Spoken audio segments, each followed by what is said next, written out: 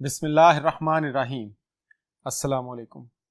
मैं प्रोफेसर सुहेल अरशद और आज के इस सेशन में खुश आमदीद। स्टूडेंट्स, आज के इस सेशन में हम डेटाबेस का चैप्टर नंबर 2 डिस्कस करेंगे, जो कि basic concepts and terminologies of database बनता है। तो चलिए आइए आज के लेक्चर का बाकायदा आगाज करते हैं। स्टूडेंट्स, आज के हमारे टॉपिक्स में सबसे पहले हम फाइल मैनेजमेंट सिस्टम को डिस्कस करेंगे। उसके बाद हम देखेंगे रिलेशन या टेबल क्या होता है। उसके बाद हम व्यूज देखेंगे, फिर हम इंडेक्सेस देखेंगे, फिर हम कीज देखेंगे, कीज किनको कहते हैं और इसकी कौन कौन सी टाइप्स हैं। उसके बाद लास्ट पे जो हैं वो हम डेटाबेस के पर्सोनल्स को डिस्कस करेंगे। तो चलिए आइए आज के फर्स्ट टॉपिक को स्टार्ट करते हैं। स्टूडेंट्स, आज का जो फर्स्ट टॉपिक है हमारा वो है file management system. Traditional file management system क्या चीज है? जब हम अपना डाटा जो है वो स्टोर करना चाहते हैं तो हम जानते हैं कि हम अपना जो डाटा है वो फाइल्स के अंदर स्टोर करते हैं। स्टूडेंट्स, ये जो फाइल्स हैं, ये फाइल्स जो हैं ये रिकॉर्ड से मिलकर बनती हैं और एक रिकॉर्ड जो है वो काफी सारे फील्ड इंस्टेंसेस से मिलकर बनता है और एक फील्ड इंस्टेंस के अंदर हम एक डाटा वैल्यू रखते हैं। अगर आप किसी टेबल का व्यू अपने माइंड में लेकर आए तो वो टेबल को अगर आप वर्चुअली कंसीडर करें कि ये एक फाइल है और उस टेबल के अंदर जो हम एक पूरा रिकॉर्ड स्टोर कर रहे हैं वो हमारे पास एक रिकॉर्ड होगा जिसके अंदर हम एक पर्सन का नाम, क्लास, फोन नंबर, ये सारी चीजें जो हैं वो स्टोर करेंगे और वो जो रिकॉर्ड है वो काफी सारे फील्ड से मिलकर बनेगा। अब ये जो फील्ड्स हैं इनको हम कहते हैं, ये उसके जो हैं वो एट्रीब्यूट्स हैं।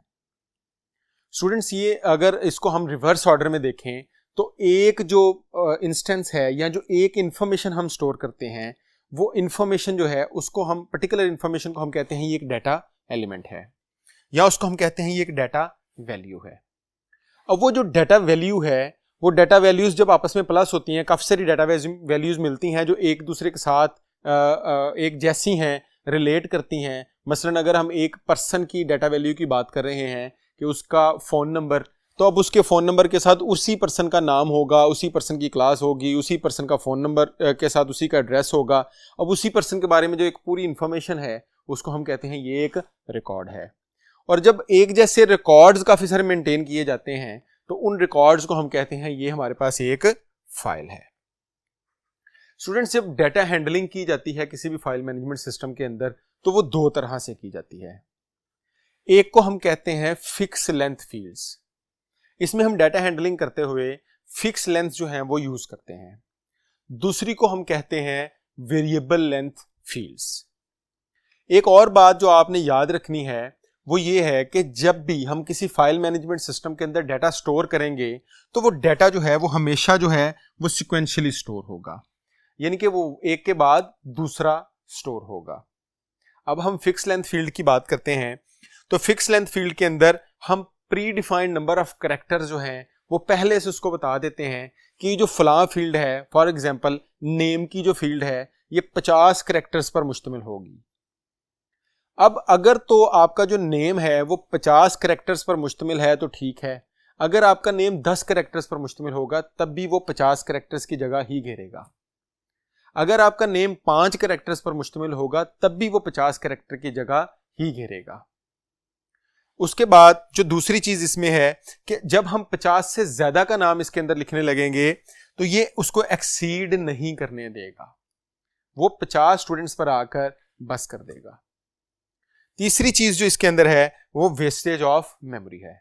फॉर एग्जाम्पल हमने 50 स्टूडेंट्स की हमने लिखा कि ये जो नेम है स्टूडेंट का ये 50 कैरेक्टर्स का होगा। अब अगर किसी स्टूडेंट का नेम सिर्फ 10 कैरेक्टर्स का है तो बाकी के 40 कैरेक्टर्स ज़ाया हो गए। फिक्स लेंथ फील्ड की एग्जांपल जो है वो बिल्कुल आप इसी तरह से ले सकते हैं कि एक क्लासरूम है, उस क्लासरूम के अंदर हमेशा 50 चेयर्स लगेंगी। अब अगर उसमें 5 स्टूडेंट बैठेंगे तब भी उसमें 50 चेयर्स लगेंगी, उसमें 10 स्टूडेंट्स बैठेंगे तब भी उसमें 50 चेयर्स लगेंगी, उसमें 20 स्टूडेंट बैठेंगे तब भी उसमें 50 चेयर्स ही लगेंगी। स्टूडेंट्स, जो सेकंड हमारे पास इसकी टाइप है उसको हम कहते हैं वेरिएबल लेंथ फील्ड। अब वेरिएबल लेंथ फील्ड के लिए चलिए आइए नेक्स्ट बोर्ड पर मूव करते हैं। स्टूडेंट्स, नेक्स्ट हमारे पास जो है वो वेरिएबल लेंथ फील्ड है। वेरिएबल लेंथ फील्ड वो लेंथ फील्ड होती है जिसके अंदर हमारे पास कोई भी प्री डिफाइंड जो है वो नंबर ऑफ कैरेक्टर्स नहीं होते। इसका मतलब है कि इसके अंदर हम फाइल के अंदर जितना डाटा लिखते चले जाएंगे, एक फील्ड के अंदर जितना डाटा डालते चले जाएंगे, उसकी जो विड्थ है वो उतनी ही बढ़ती चली जाएगी। तो अगर आप इसका अंदाज़ा लगाएं तो इसमें मेमोरी का वेस्टेज नहीं है। दूसरा, इसके अंदर हम जो मेमोरी की एलोकेशन है उसको एफिशिएंटली मैनेज कर सकते हैं।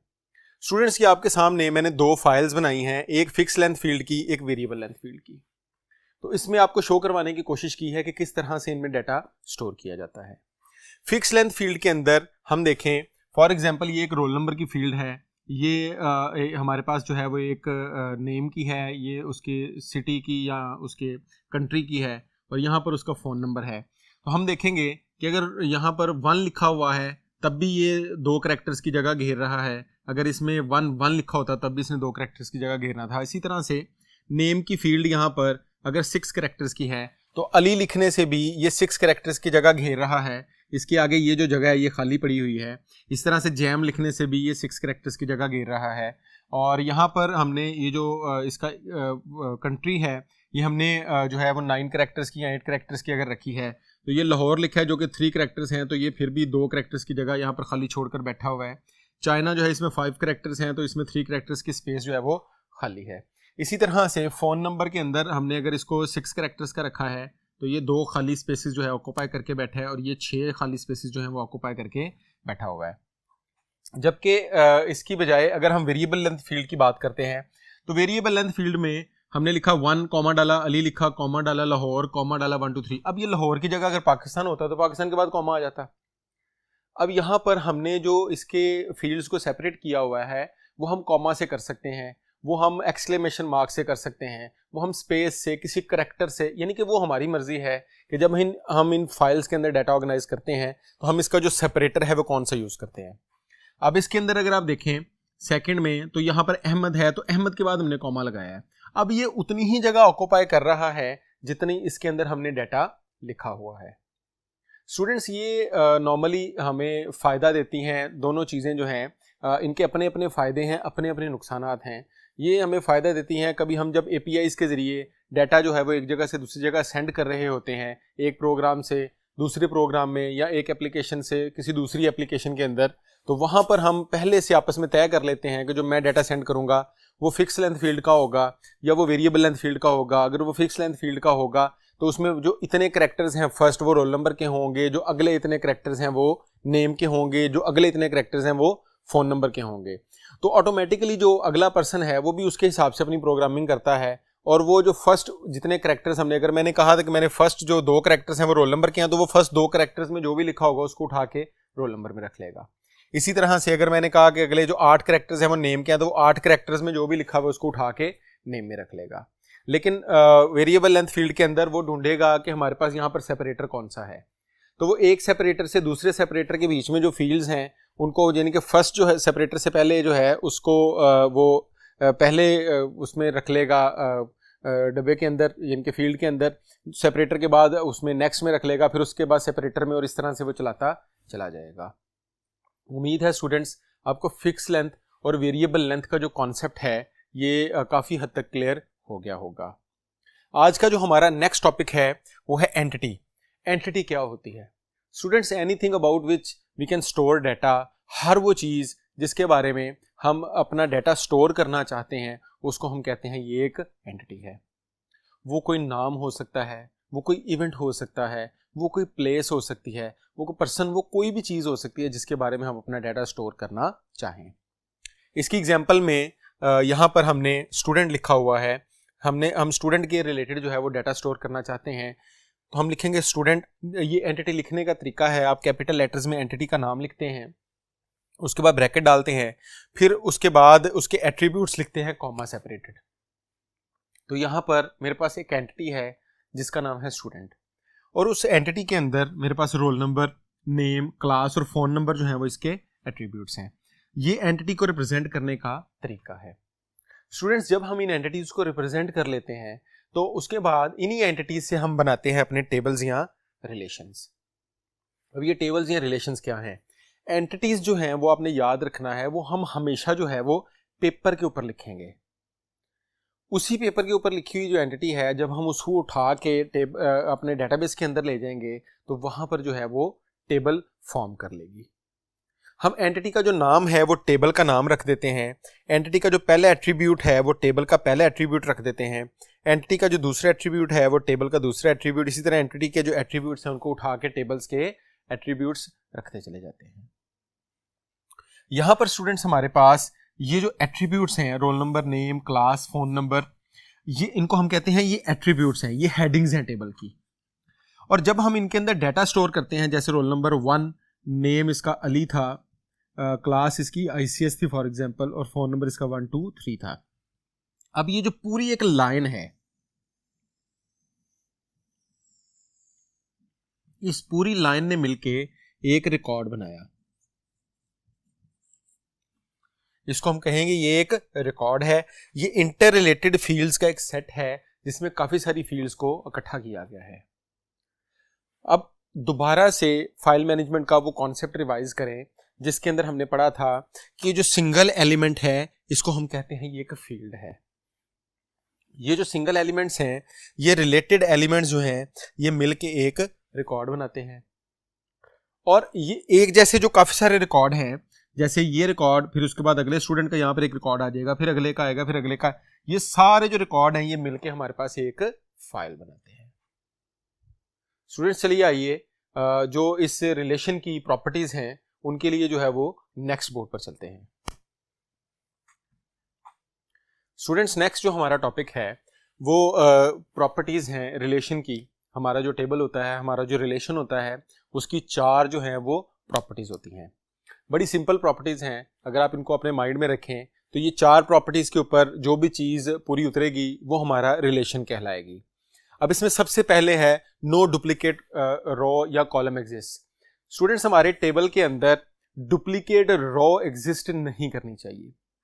अगर हम अपनी डेटाबेस के अंदर, अपनी डेटाबेस के रिलेशन के अंदर भी एक से ज्यादा रोज एक तरह की रखेंगे तो वहां पर हमारे रिकॉर्ड की जो है वो डुप्लीकेशन हो जाएगी। तो यहां पर इसकी जो फर्स्ट प्रॉपर्टी है वो ये है कि आपकी जो रो है वो डुप्लीकेट नहीं होनी चाहिए, या आपका जो कॉलम है वो डुप्लीकेट नहीं होना चाहिए। सेकंड जो इसकी प्रॉपर्टी है, order of row is immaterial, order of row is non significant, या order of row is insignificant. इसका मतलब क्या है? इसका मतलब है कि इसके अंदर जो रोज लिखी जाएंगी उनका जो ऑर्डर है वो सिग्निफिकेंट नहीं है। सिग्निफिकेंट का मतलब ये लाजमी नहीं कि आप रोल नंबर 1 हमेशा पहले लिखेंगे, 2 जो है वो उसके बाद लिखेंगे, 3 जो है वो उसके बाद लिखेंगे। आप रोल नंबर 15 पहले लिख सकते हैं, 1 उसके बाद लिख सकते हैं, 2 उसके बाद लिख सकते हैं, 13 उसके बाद लिख सकते हैं, 20 उसके बाद लिख सकते हैं, 5 उसके बाद लिख सकते हैं। इससे कोई फर्क नहीं पड़ता। इसी तरह से थर्ड जो प्रॉपर्टी है हमारी, order of column is insignificant. जो कॉलम्स का ऑर्डर है वो भी इसके अंदर नॉन सिग्निफिकेंट होता है, इनसिग्निफिकेंट होता है। मतलब इसमें कोई रूल नहीं है कि आप सबसे पहले प्राइमरी की लिखेंगे या सबसे पहले रोल नंबर लिखेंगे, फिर नेम लिखेंगे, क्लास लिखेंगे, नहीं। आप कॉलम्स के अंदर कोई भी चीज जो है वो पहले लिख सकते हैं। इवन आप जो प्राइमरी की है वो आखिरी फील्ड को बना सकते हैं, आप प्राइमरी की सेंटर वाली किसी फील्ड को बना सकते हैं। इसमें कोई बाउंडिंग नहीं है। फोर्थ और सबसे इंपॉर्टेंट जो इसकी प्रॉपर्टी है वो है कि एट्रीब्यूट कंटेन्स एटॉमिक वैल्यूज। इसके अंदर जो एट्रीब्यूट्स होंगे, उनकी जो फील्ड्स होंगी, हर फील्ड के अंदर सिर्फ एक ही वैल्यू आएगी। मसलन अगर हमारे पास फोन नंबर की कोई फील्ड है तो उस फोन नंबर के अंदर हम ये नहीं लिख सकते कि हम रोल नंबर 1 पहले लिखें, हम फोन नंबर 1 लिख दें, कॉमा डाल के उसका दूसरा फोन नंबर लिख दें। या हमारे पास एक सब्जेक्ट्स के एट्रीब्यूट है तो सब्जेक्ट्स के एट्रीब्यूट के अंदर हम फिजिक्स कॉमा बायो कॉमा पाक स्टडीज कॉमा मैथ, हम इस तरह से लिखना शुरू कर दें। हर एक एट्रीब्यूट के अंदर सिर्फ एटॉमिक सिंगल वैल्यू ही आएगी। तो इन 4 प्रॉपर्टीज को आप अपने माइंड में रखें। रो जो है उसका ऑर्डर जो है वो इनसिग्निफिकेंट है, कॉलम का ऑर्डर जो है वो इनसिग्निफिकेंट है, और कोई भी रो या कॉलम जो है वो रिपीट नहीं हो सकता। और चौथा, हर एक एट्रीब्यूट के अंदर सिर्फ एटॉमिक वैल्यू, सिंगल वैल्यू आएगी। आइए नेक्स्ट टॉपिक देखते हैं। नेक्स्ट टॉपिक हमारे पास है व्यूज का। स्टूडेंट्स, व्यूज क्या हैं? डेटाबेस के अंदर ये बड़ी जबरदस्त चीज है। व्यूज हम कहते हैं वर्चुअल टेबल्स को। ये ऐसे टेबल्स हैं जो एग्जिस्ट नहीं करते लेकिन हमें नजर आते हैं। अब ये व्यूज जो हैं ये क्रिएट किए जाते हैं आपकी एसक्यूएल स्टेटमेंट्स की मदद से। ये दो या दो से ज्यादा टेबल्स को मिलाकर हम एक व्यू जो है वो क्रिएट कर सकते हैं, या एक टेबल के अंदर से भी हम कुछ एट्रीब्यूट्स को लाकर एक व्यू जो है वो क्रिएट कर सकते हैं। इनका सबसे बड़ा फायदा ये है कि इनके जरिए आप यूजर्स की जो प्राइवेसी है उसको कंट्रोल कर सकते हैं। अगर आप इसकी एग्जांपल लें तो आप फेसबुक ओपन करते हैं, फेसबुक के अंदर जो व्यू आपको नजर आ रहा है आपकी वॉल का, वो वाला व्यू किसी भी दूसरे पर्सन को आपकी वॉल का नजर नहीं आता। हालांकि डाटा तो सेम टेबल्स के अंदर से ही आ रहा है। इसी तरह से हम किसी सॉफ्टवेयर के अंदर व्यूज के जरिए एक्सेस कंट्रोल इस तरह से करते हैं कि एक जो डिपार्टमेंट है, जैसे फॉर एग्जांपल हमारे पास अकाउंट्स का डिपार्टमेंट है, तो हम उसको डेटाबेस में से सिर्फ वही ऑप्शंस दिखाते हैं लाके जो अकाउंट्स से रिलेटेड होती हैं। एक दूसरा डिपार्टमेंट है जो एडमिशंस का है, तो हम उसमें सिर्फ वही इंफॉर्मेशन उनको दिखाते हैं जो एडमिशन से रिलेटेड होती हैं। एक तीसरा डिपार्टमेंट है जो फॉर एग्जांपल हमारे पास जो है वो एग्जामिनेशन का डिपार्टमेंट है, तो एग्जामिनेशन के लोगों को हम सिर्फ एग्जामिनेशन रिलेटेड चीजें दिखाएंगे। हालांकि टेबल पीछे बैकएंड पे सेम ही है सबके, लेकिन हर पर्सन के लिए हमने डिफरेंट व्यूज बना दिए। अब उससे एक तो उनकी एक्सेस कंट्रोल हो गई, सिक्योरिटी आ गई, और दूसरा उनको सिर्फ वही इंफॉर्मेशन नजर आई जो उनके लिए जरूरी थी। स्टूडेंट, व्यूज के बाद नेक्स्ट जो हमारे पास टॉपिक है वो है इंडेक्सेस का। इंडेक्सेस क्या है? इंडेक्सेस को अगर आप जनरली देखें, आप कोई भी बुक अगर खोलें तो उसके स्टार्ट में जो है वो एक इंडेक्स बना होता है। इसी तरीके से हमारा जो डीबीए है या जो प्रोग्रामर है वो इंडेक्सेस क्रिएट करता है हमारी डेटाबेस के। उन इंडेक्सेस की वजह से हमारा जो डेटाबेस में डाटा भेजना है या डेटाबेस से डाटा लाना है, यानी कि उसको सर्च करना है बाद में, वो आसान हो जाता है। आप बुक की एग्जांपल सोचें कि अगर आपकी एक बुक जो है वो डेटाबेस है और उसके अंदर स्टार्ट में इंडेक्स नहीं बना हुआ, अब आपने कोई टॉपिक या कोई चैप्टर अगर ढूंढना है तो आपको पूरी बुक को जो है वो बारी बारी देखना पड़ेगा, क्योंकि हम जानते हैं कि वो सिक्वेंशियली स्टोर हुई है। और टेबल्स को भी हम जानते हैं कि उनके अंदर डाटा जो है वो सिक्वेंशियली स्टोर हुआ होता है। अब हम पूरी डेटाबेस को बारी बारी देखेंगे, लेकिन अगर उसी डेटाबेस का, उसी बुक का हमने एक इंडेक्स क्रिएट किया हुआ है, हम सिर्फ इंडेक्स को देखेंगे, हमें पता चल जाएगा कि कौन सा टॉपिक जो है वो किस चैप्टर में या किस जगह पर है, हम डायरेक्टली वहां पर शिफ्ट हो जाएंगे। तो ये तो फायदा है हमारे इंडेक्सेस का। इंडेक्सेस के बाद नेक्स्ट जो हमारे पास टॉपिक है वो कीज का है। ये इस चैप्टर का बहुत इंपॉर्टेंट टॉपिक है। कीज क्या है? की हमारे पास एक ऐसी चीज को कहा जाता है जिसके जरिए हम अपने जो डाटा है स्टोर्ड उसको अरेंज कर सकें, हम उसको गेट कर सकें, हम दो टेबल्स के दरमियान जो है वो रिलेशनशिप कायम कर सकें। ये सारे के सारे काम जो हैं ये हमारे पास कीज के होते हैं। तो चलिए आइए नेक्स्ट बोर्ड पर कीज की टाइप्स को देखते हैं। स्टूडेंट, कीज की हमारे पास डिफरेंट टाइप्स होती हैं। इसमें जो सबसे पहली, सबसे इंपॉर्टेंट और सबसे ज्यादा सुनी जाने वाली की है, या जो आपने सबसे ज्यादा सुनी होगी, उसको हम कहते हैं प्राइमरी की। प्राइमरी की जो है ये किसको कहते हैं? एन एट्रीब्यूट और सेट ऑफ एट्रीब्यूट्स जो आपस में मिलके आपके पूरे रिकॉर्ड को यूनिकली आइडेंटिफाई करते हैं, उसको हम कहते हैं ये प्राइमरी की है। स्टूडेंट्स, प्राइमरी की जो है इसके अंदर हमारे पास कुछ चीजें आपने ज़हन में रखनी है कि हर जो रिलेशन है, हर जो टेबल है, उसके अंदर सिर्फ और सिर्फ जो है वो एक प्राइमरी की होगी। दूसरा ये कि एक डेटाबेस के अंदर जब आपने प्राइमरी की बना ली तो उस प्राइमरी की वैल्यू को कभी भी आप खाली नहीं छोड़ सकते। Cannot contain null value. किसी भी डेटाबेस के अंदर प्राइमरी की जो वैल्यू है वो खाली नहीं हो सकती। उसके बाद नेक्स्ट हमारे पास जो है उसको हम कहते हैं कैंडिडेट की। मैं ये दोनों आपको पहले करवा के उसके बाद इनकी एग्जांपल की तरफ चलता हूं। नेक्स्ट हमारे पास है कैंडिडेट की। कैंडिडेट की हम उस की को कहते हैं जिसमें प्राइमरी की बनने की कैपेबिलिटी होती है, ऐसी की जिसके अंदर प्राइमरी की बनने की सलाहियत हो। उसको हम कहते हैं ये हमारे पास कैंडिडेट की है। तो स्टूडेंट्स, यहां पर हमारे पास ये एक टेबल नजर आ रहा है। अगर आप इस टेबल को गौर से देखें तो इस टेबल के अंदर कौन से ऐसे एट्रीब्यूट्स हैं जो यूनिक हैं, एक ऐसे एट्रीब्यूट जो रिपीट नहीं होंगे, या ऐसे एट्रीब्यूट जो पूरे के पूरे रिकॉर्ड को यूनिकली आइडेंटिफाई करने की सहूलत रखते हैं। तो हम अगर इसमें से देखें तो हमारे पास ये जो रोल नंबर है ये, और यहां पर NIC है, ये दोनों जो है ये यूनिक एट्रीब्यूट्स हैं। ये दोनों के दोनों जो है ये यूनिकली आइडेंटिफाई करना चाहते हैं। अब हर वो एट्रीब्यूट जिसके अंदर ये दो, इसका मतलब इन दोनों एट्रीब्यूट्स के अंदर प्राइमरी की बनने की खासियत है। अब ये जो दोनों एट्रीब्यूट्स हैं ये प्राइमरी की बन सकते हैं। तो स्टूडेंट्स, हमारे पास वो सारे एट्रीब्यूट्स जो प्राइमरी की बनने की खासियत रखते हो, जो कैपेबल हो प्राइमरी की बनने के, उनको हम कहते हैं ये कैंडिडेट कीज हैं।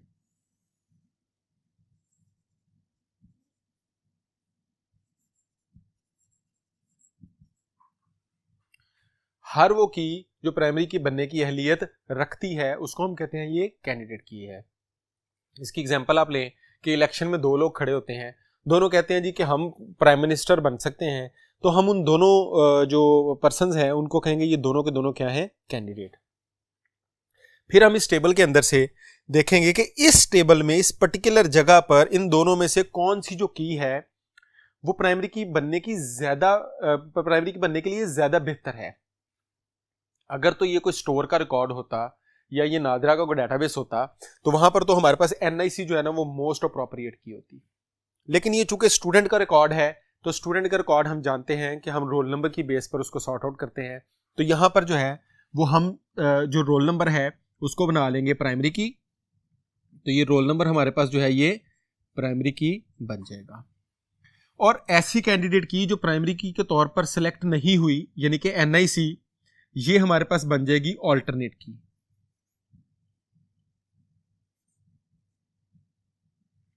इसका मतलब प्राइमरी की हमारे पास वो की है जो सिलेक्ट हो गई, ऐसी कैंडिडेट की जो प्राइमरी की के तौर पर सिलेक्ट हो गई वो प्राइमरी की बन गई, और ऐसी कैंडिडेट की जो प्राइमरी की के तौर पर सिलेक्ट ना हो सकी उसको हम कहते हैं ये ऑल्टरनेट की है। उसके बाद नेक्स्ट हमारे पास है कंपोजिट की। कंपोजिट की क्या है? ऐसी की जो दो या दो से ज्यादा एट्रीब्यूट से मिलकर बने, यानी कि हमारे पास समटाइम ऐसी सिचुएशन आ जाती है कि सिंगल एट्रीब्यूट से प्राइमरी की बनाना पॉसिबल नहीं होता। और नॉर्मली ये जो सिचुएशन है ये चाइल्ड टेबल के अंदर आती है। वहां पर हम बनाते हैं कंपोजिट की। हम दो या दो से ज्यादा एट्रीब्यूट्स को मिलाकर प्राइमरी की बना लेते हैं, उसको हम कहते हैं ये हमारे पास कंपोजिट की है। इसकी भी एग्जांपल बाद में देखते हैं। उससे पहले हमारे पास फॉरेन की है। फॉरेन की क्या है?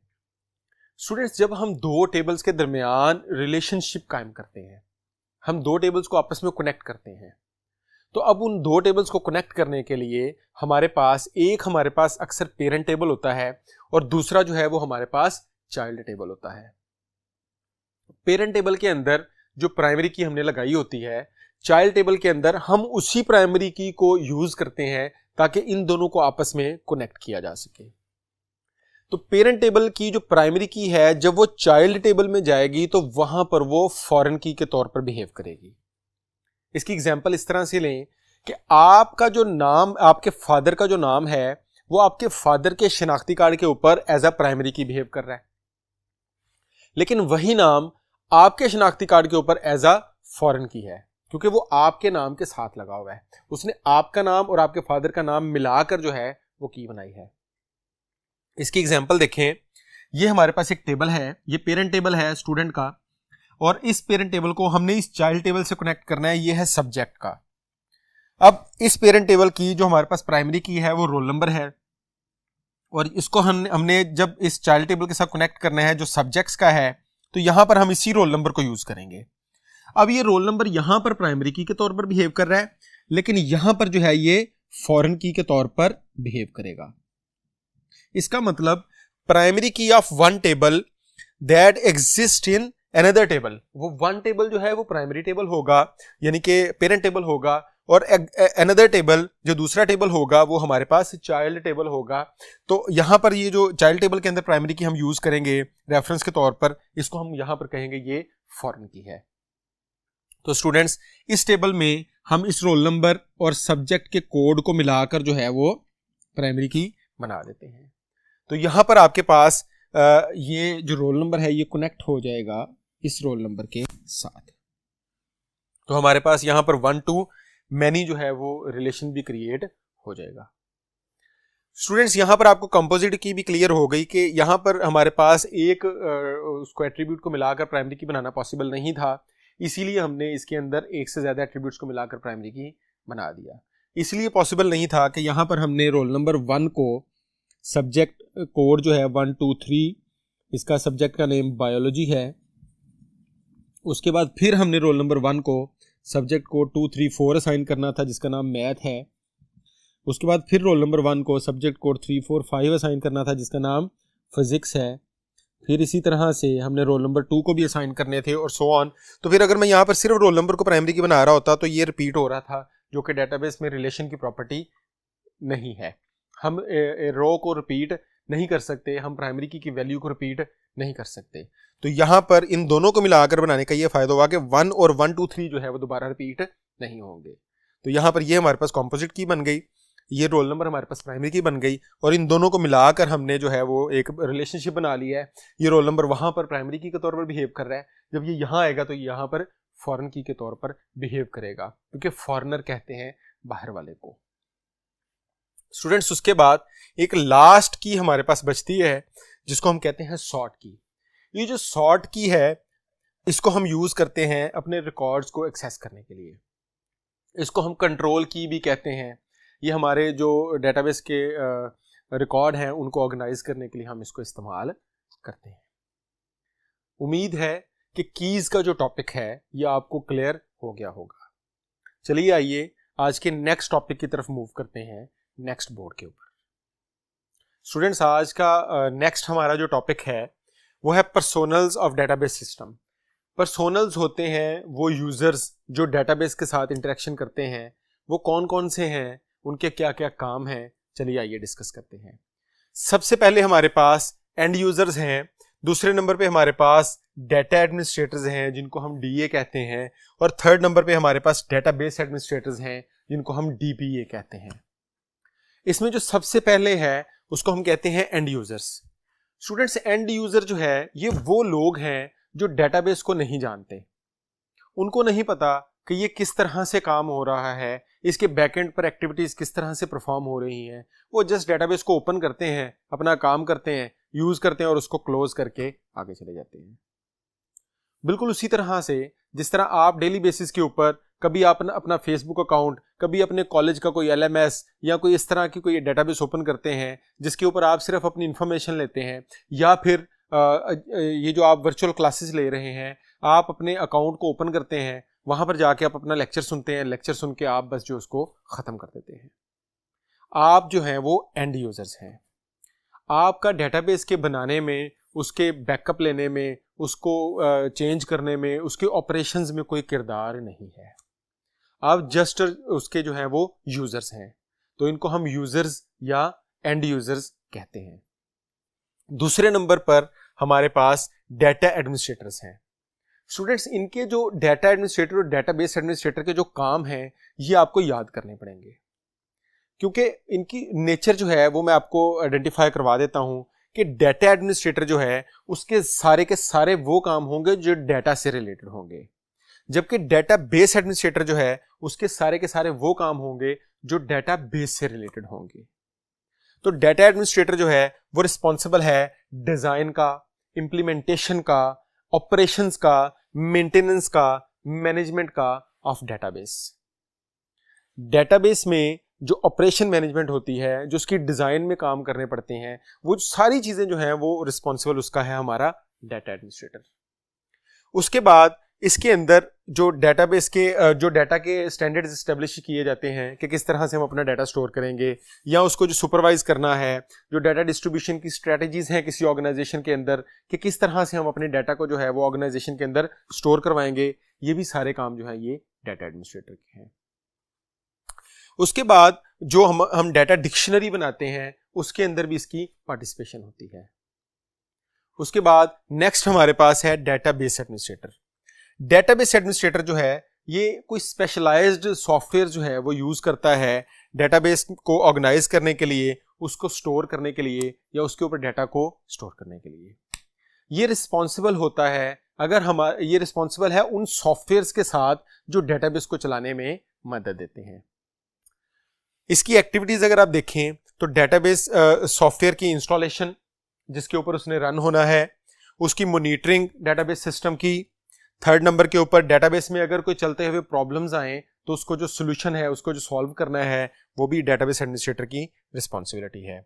उसके बाद जो यूजर्स को परमिशंस दी जाती हैं कि कौन सा यूजर जो है वो कितनी एक्सेस कर सकता है डेटाबेस को, ये भी जो है ये डेटाबेस एडमिनिस्ट्रेटर की रिस्पॉन्सिबिलिटी है।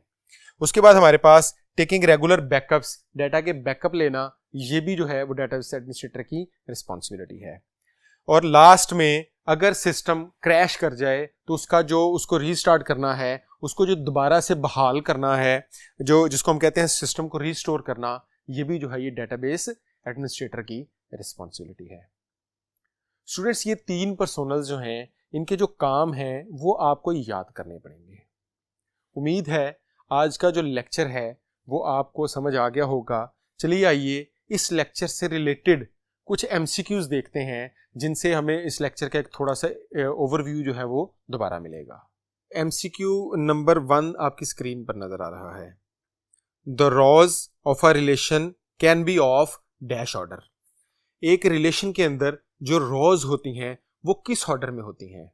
हमने रिलेशन की प्रॉपर्टीज में पढ़ा था कि रिलेशन के अंदर जो रॉज हैं उनका कोई भी सिग्निफिकेंट ऑर्डर नहीं होता, वो किसी भी ऑर्डर में हो सकती हैं। तो यहाँ पर आपके पास ऑप्शंस में एनी, सेम, सॉर्टेड, ये डिफरेंट ऑप्शंस आ रही हैं। तो यहाँ पर एनी ऑर्डर हमारा जो है वो राइट आंसर बनेगा, क्योंकि डेटाबेस की जो सेकंड प्रॉपर्टी थी order of row is immaterial, insignificant, not significant. Next MCQ है which of the following is an example of entity. इनमें से कौन सी जो है वो एंटिटी की एग्जाम्पल है। तो स्टूडेंट्स हमने पढ़ा था कि हर वो चीज जिसके मुतालिक हम डाटा स्टोर कर सकें उसको हम कहते हैं ये एक एंटिटी है।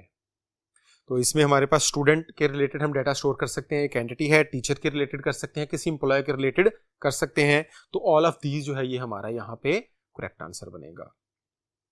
स्टूडेंट्स नेक्स्ट एमसीक्यू आपकी स्क्रीन पर नजर आ रहा है। The number of characters in fix length field is. यहां पर फिक्स लेंथ फील्ड की बात हो रही है। हम जानते हैं कि फिक्स लेंथ फील्ड के अंदर जो नंबर ऑफ कैरेक्टर्स होते हैं हमारे पास वो कांस्टेंट होते हैं। हम जो एक दफा डिफाइन कर देते हैं, फिक्स कर देते हैं, वो हमेशा वही रहते हैं। जबकि वेरिएबल लेंथ फील्ड के अंदर जो हमारे पास कैरेक्टर्स होते हैं वो वेरिएबल होते हैं, वो चेंज होते चले जाते हैं जितना हम डाटा एंटर करें।